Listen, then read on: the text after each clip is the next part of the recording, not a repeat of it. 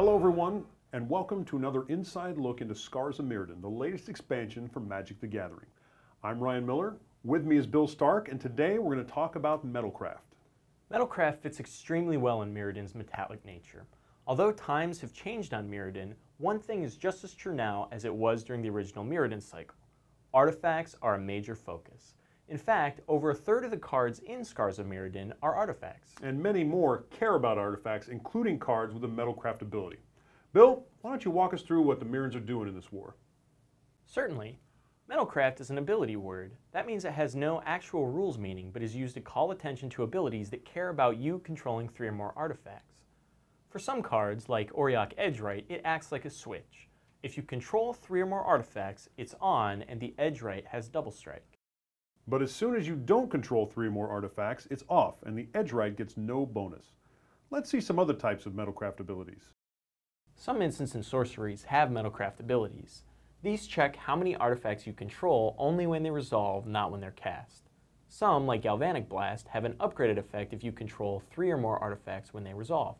But in this case, you don't get both effects because the ability uses the word instead. Correct. If you control 3 or more artifacts, you only get the upgraded effect.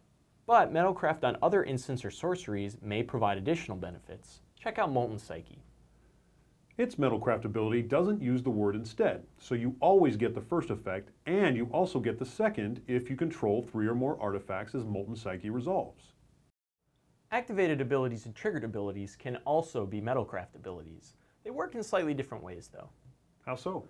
Well, it involves when you check to see whether or not you control 3 or more artifacts. Why don't I set up an example? Okay, here we go. I control a Chrome Steed, a Silver Mirror, and a Flight Spellbomb. That's 1, 2, 3 artifacts, so the Chrome Steed is 4/4. It doesn't matter if they're creatures or not, as long as they're artifacts.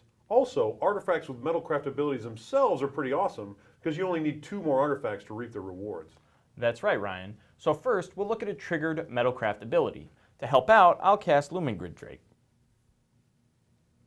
Okay, so here's the Looming Drake. It says, when Looming Drake enters the battlefield, if you control 3 or more artifacts, return target creature to its owner's hand.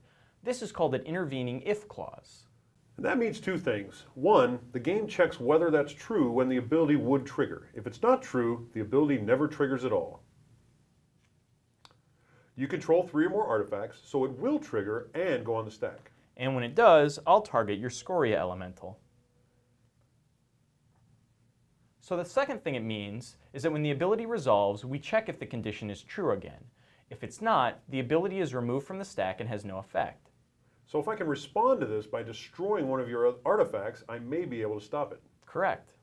So in response to that ability, I'll cast Galvanic Blast, targeting the Silver Mirror.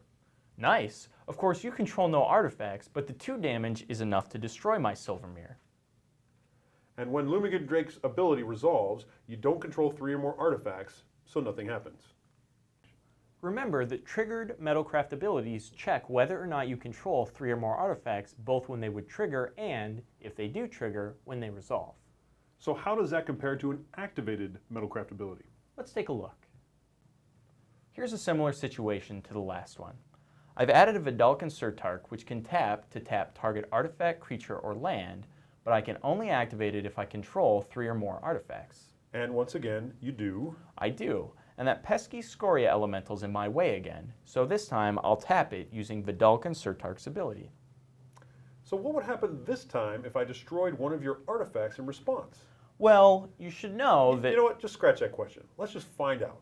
For variety, this time I'll cast Shatter, targeting your Chrome Steed.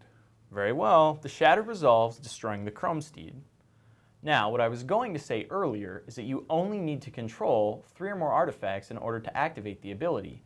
Once the activated ability is on the stack, losing control of any or all of your artifacts won't affect it. So my Scoria Elemental is getting tapped, even though you only control 2 artifacts when the Surtark's ability resolves. Correct. The timing can be a little tricky, but the thing to remember with Metalcraft is that everything the ability does is on the card, so read them carefully and you'll be fine. Right. It's all about knowing when to check your artifacts. Instants and sorceries check when they resolve.